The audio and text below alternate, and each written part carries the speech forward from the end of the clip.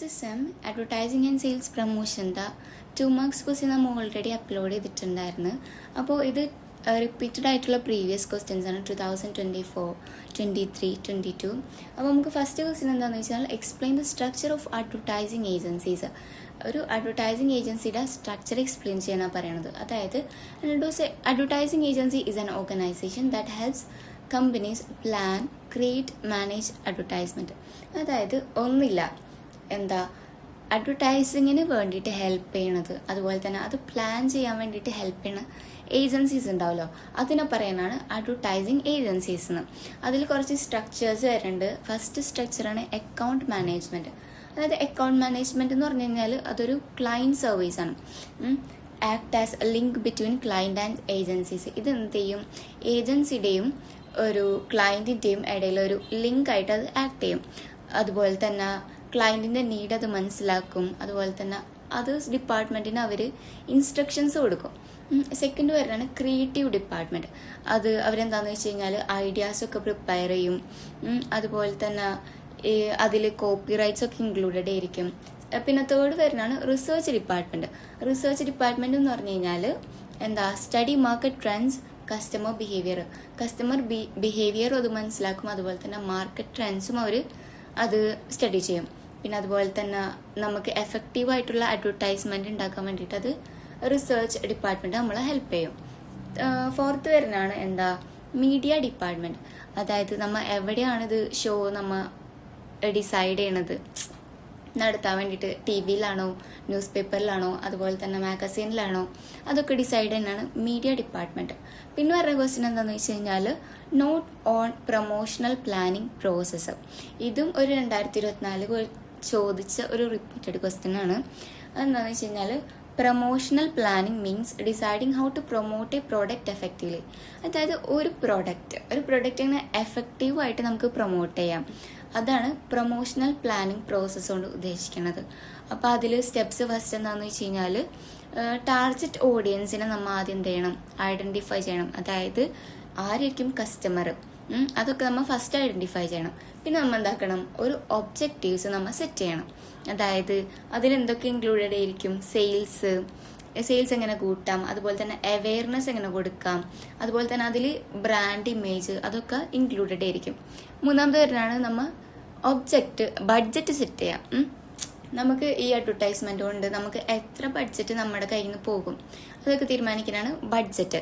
പിന്നെ നാലാമത് വരുന്നതാണ് നമ്മൾ പ്രൊമോഷൻ മിക്സ് നമ്മൾ യൂസ് ചെയ്യുക. അതായത് സെയിൽസ് പ്രൊമോഷൻ, എന്തൊക്കെ പ്രൊമോഷൻസ് യൂസ് ചെയ്താലാണ് നമ്മുടെ സെയിൽസ് ഇൻക്രീസ് ആവുക, അതൊക്കെ നമ്മൾ ഇതിൽ ചൂസ് ചെയ്യാം. പിന്നെ നമുക്ക് ഒരു മെസ്സേജ് ക്രിയേറ്റ് ചെയ്യണം. അതായത് what to say and how to say, നമ്മൾ എങ്ങനെ അത് പ്രസൻറ്റ് ചെയ്യും. ഇപ്പം നമ്മൾ ഒരു പ്രസൻറ്റേഷൻ ആയാലും നമ്മൾ അത് എങ്ങനെ പ്രിപ്പയർ ചെയ്യും, അല്ലെങ്കിൽ എങ്ങനെ നമ്മൾ അത് പ്രസൻറ്റ് ചെയ്യും, അതിന് പറയുന്നതാണ് ക്രിയേറ്റ് മെസ്സേജ്.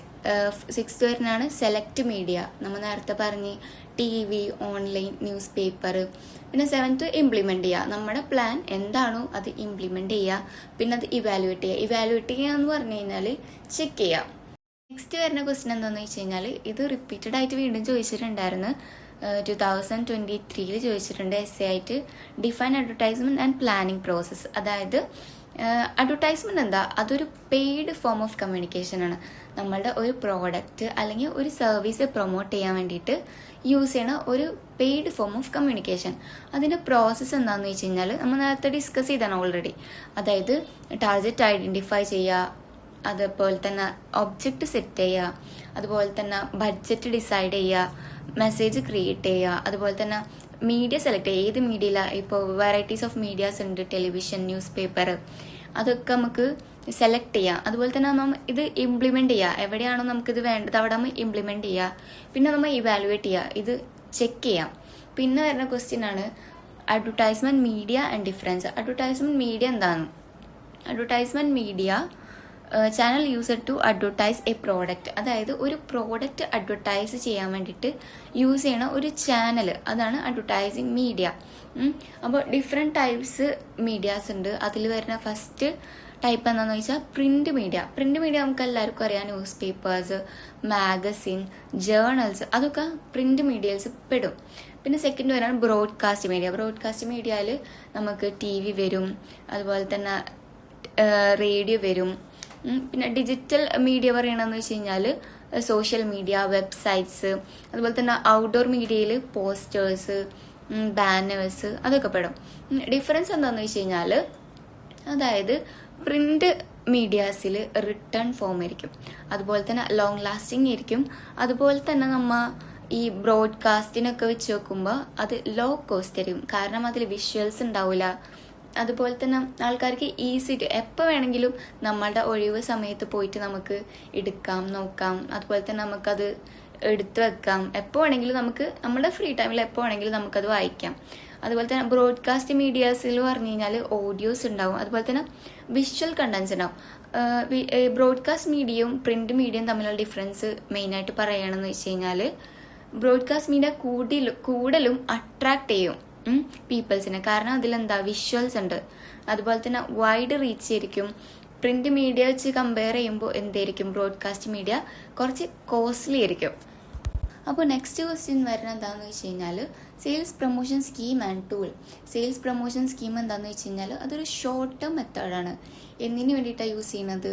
നമ്മുടെ സെയിൽസ് പെട്ടെന്ന് തന്നെ ഇൻക്രീസ് ചെയ്യാം, അതിന് വേണ്ടിയിട്ട് യൂസ് ചെയ്യുന്ന ഒരു ഷോർട്ട് ടേം മെത്തേഡാണ്. അതിൽ വേറെ ഇമ്പോർട്ടൻറ്റ് ടൂൾസ് എന്തൊക്കെയാണെന്ന് വെച്ച് കഴിഞ്ഞാൽ ഡിസ്കൗണ്ട്. നമ്മൾ നേരത്തെ ക്വസ്റ്റ്യനിൽ പറഞ്ഞു ഡിസ്കൗണ്ട് 50%, 20% നമ്മൾ കണ്ടിട്ടുണ്ടാവും പുറത്ത് പോകുമ്പോൾ. അപ്പോൾ അതൊക്കെ പ്രൊവൈഡ് ചെയ്യുക. അതുപോലെ തന്നെ കൂപ്പൺസ് പ്രൊവൈഡ് ചെയ്യാം. അതുപോലെ തന്നെ ഫ്രീ സാമ്പിൾസ്. ഇപ്പം നമുക്കൊരു പെർഫ്യൂം കമ്പനി ഉണ്ടെങ്കിൽ നമ്മത് ഫ്രീ സാമ്പിളായിട്ട് നമ്മൾ ടെസ്റ്ററായിട്ട് കൊടുക്കും. അതുപോലെ തന്നെ ഫ്രീ സാമ്പിൾസ് കൊടുക്കുക.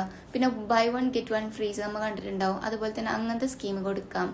അതുപോലെ തന്നെ കണ്ടസ്റ്റ്, അതുപോലെ തന്നെ ഓഫർ. അതായത് നമ്മളിങ്ങനെ കണ്ടക്ട് ചെയ്യുക, ഇപ്പോൾ കോമ്പറ്റീഷൻസ് കണ്ടക്ട് ചെയ്യാം, എന്നിട്ട് അതിൽ വിൻ ചെയ്യുന്ന ആൾക്കാർക്ക് നമ്മൾ ഇങ്ങനെ പ്രൈസ് കൊടുക്കാം. അതുപോലെ തന്നെ ക്യാഷ് ബാക്ക് ഓഫേഴ്സ്. നമ്മൾ ഈ മാൽക്കിസ്റ്റ് ബിസ്ക്കറ്റ്സ് ഒക്കെ ഉണ്ടാവില്ലേ, അതൊക്കെ ശ്രദ്ധിച്ചാൽ ബാക്കിൽ കാണാൻ പറ്റും ക്യാഷ് ബാക്ക് ഓഫേഴ്സ്. അതൊക്കെ ഒരു പ്രൊമോഷൻ ഐഡിയാസാണ്, ആൾക്കാരത് വാങ്ങിക്കാനുള്ള പ്രൊമോഷൻ സ്കീമാണ്.